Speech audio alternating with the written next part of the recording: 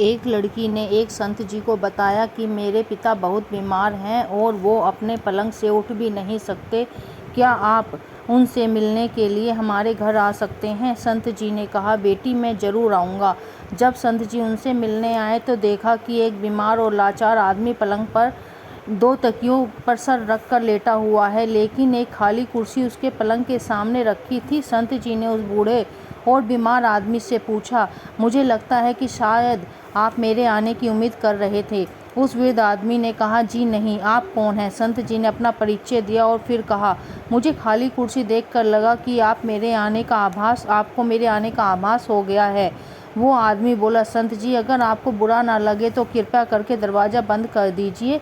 संत जी को थोड़ी हैरानी हुई, फिर भी संत जी ने दरवाज़ा बंद कर दिया। वो बीमार आदमी बोला कि दरअसल इस खाली कुर्सी का राज मैंने आज तक किसी को नहीं बताया, अपनी बेटी को भी नहीं। दरअसल अपनी पूरी ज़िंदगी में मैंने ये जान नहीं सका कि प्रार्थना कैसे की जाती है, लेकिन हर रोज़ मंदिर जाता ज़रूर था, लेकिन कुछ समय नहीं आता था। लगभग 4 साल पहले मेरा एक दोस्त मुझे मिलने आया। उसने मुझे बताया कि हर प्रार्थना भगवान से सीधे ही हो सकती है। उसी ने मुझे सलाह दी कि एक खाली कुर्सी अपने सामने रखो और ये विश्वास करो कि भगवान खुद इस कुर्सी पर तुम्हारे सामने बैठे हैं। फिर भगवान से ठीक वैसे ही बात करना शुरू कर दो जैसे कि तुम अभी मुझसे बात कर रहे हो। वो हमारी सारी फरियाद सुनते हैं। और जब मैंने ऐसा करना शुरू किया करके देखा तो मुझे बहुत अच्छा लगा। फिर तो मैं रोज़ 2-2 घंटे तक भगवान से ऐसे ही बातें करता रहता। लेकिन मैं इस बात का भी खास ध्यान रखता कि मेरी बेटी कभी मुझे ऐसा करते हुए ना देखे। अगर वो देख लेती तो उसे लगता कि मैं पागल हो गया हूँ। ये सुनकर संत जी की आंखों में प्रेम और भाव से आंसू बहने लगे। संत जी ने उस बुजुर्ग से कहा कि आप सबसे ऊंची भक्ति कर रहे हो।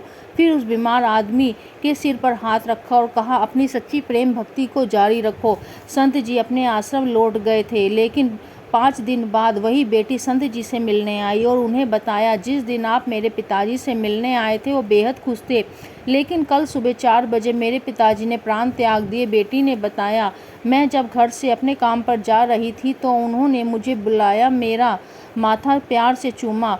उनके चेहरे पर बहुत शांति थी, उनकी आंखें आंसुओं से भरी हुई थी। लेकिन वापस लौट के मैंने एक अजीब सी चीज़ भी देखी।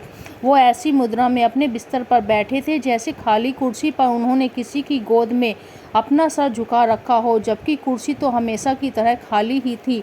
संत जी, मेरे पिताजी ने खाली कुर्सी के आगे सिर क्यों झुका रखा था? बेटी से पिता का हाल सुनकर संत जी फूट फूट रोकर रोने लगे और मालिक के आगे फरियाद करने लगे कि हे मालिक, मैं भी जब इस दुनिया से जाऊं तो ऐसे ही जाऊं, मुझ पर भी ऐसी ही कृपा करना।